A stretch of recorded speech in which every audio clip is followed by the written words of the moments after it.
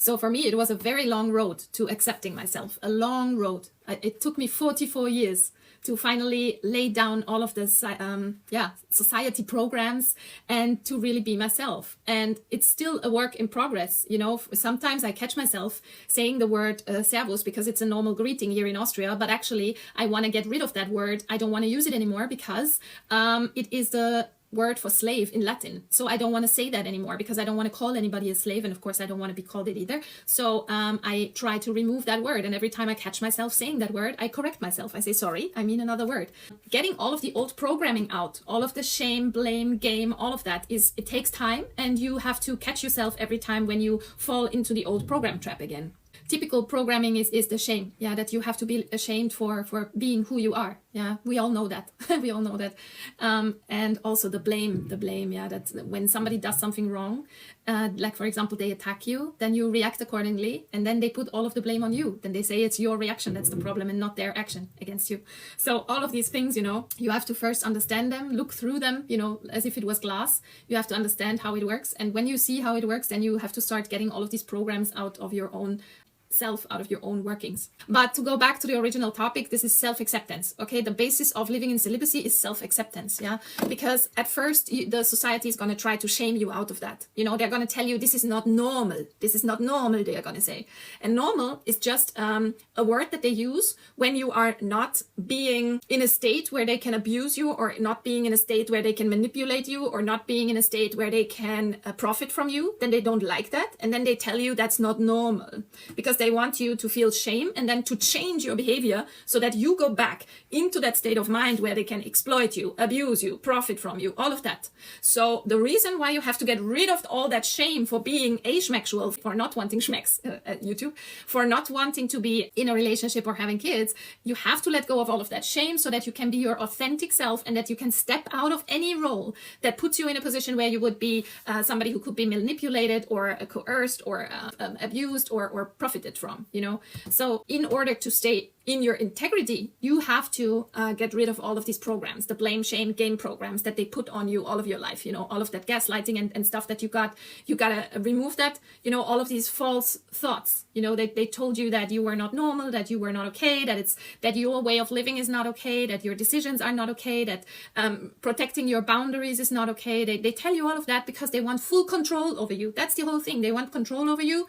And if you don't want them to have control over you, you have to step out of that thinking, of believing their lies about you and your life and your decisions. So when you work yourself through all of those programs that you want to get rid of, all the programming of society, then you start with the guilt program. Okay, the guilt program will be found when people say something to you like, maybe the others are not the problem, maybe it's you. That's a typical guilt program that they try to put on you. It's demonic, it's satanic.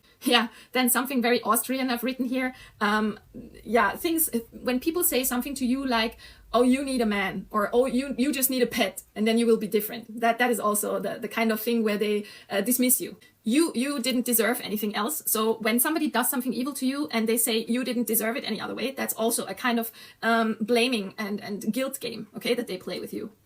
And also when they say it's what you wanted. Look what you made me do is a typical thing like that. It's a manipulation to make you believe it's your fault. Okay. Then also you wanted it this way. When somebody did something bad to you and then says you wanted it this way, that is also something that has to do with giving all the fault to you. So that is one of the programs that you have to step out of. You had it coming. That is also one of these sentences you're going to hear when it's about programming you into the negative side, into the negative way. So the next point is shame, okay? Shame programming sounds like this. When somebody says to you, something's wrong with you, you need a shrink. That's one of the typical programmings where people want to put shame on you. Shame, okay? Shame programming. You're a victim, but in the negative sense, you're a victim. Yeah, some people say, or something's wrong with you. That's also shame programming. Or you can't do that. What will people think of you? That is also a shame program if somebody says that to you. So don't ever listen. And the next thing is you're childish or you're like a child. That is also a shame programming. So when you are, for example, creative and you paint a picture and somebody says that's childish to paint, then this is a shame programming. And they probably have received that shame programming when they were a child. So now they're giving it to you like a piece of garbage, they're handing you the garbage.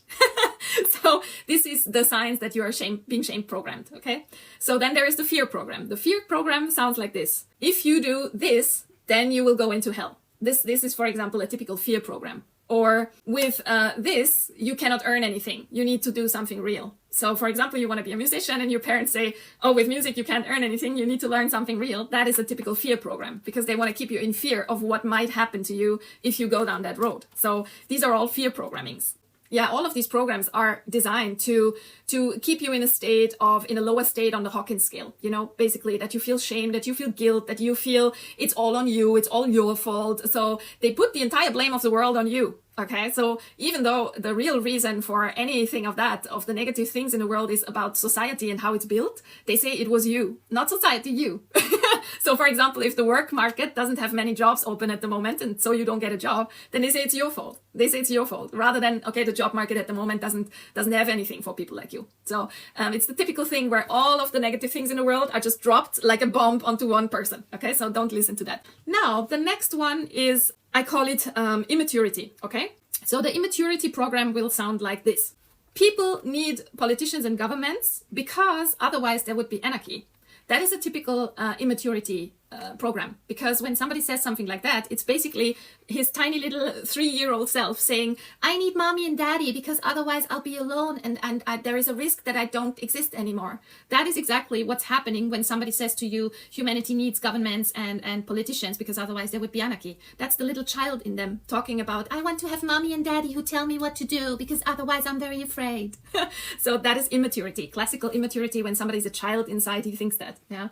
Then another one of immaturity is sounding like politicians mean well for people. Politicians mean well for people. That is basically a Stockholm syndrome. I mean, yes, we can talk about now that the whole Stockholm syndrome is just an invention of some kind of psychiatrist who is a bit weird in the brain, let's say it like this, but everybody knows what it means. Everybody knows the connotation of Stockholm syndrome. So that is why I say it, okay? Even if it might be not real as a concept, yeah? It's a Stockholm syndrome to believe that those people who harm you, who take money from you, who exploit you, mean well for you. That's just unreal, and of course it's not real, yeah? But that's another immaturity program that people hold.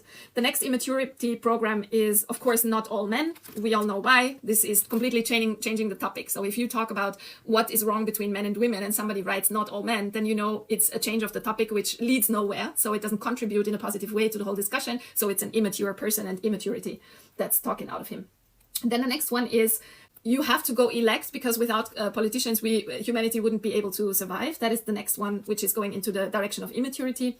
And then any kind of topic change is a typical sign of immaturity. Like, for example, when you say, I love oranges, then somebody goes, why do you hate apples?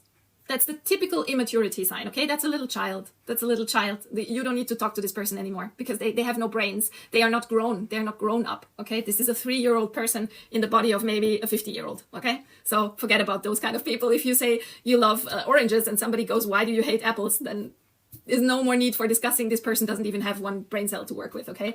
So these are the programs: guilt, shame, fear, and immaturity, which you can see in people, which you can actually hear when they talk to you.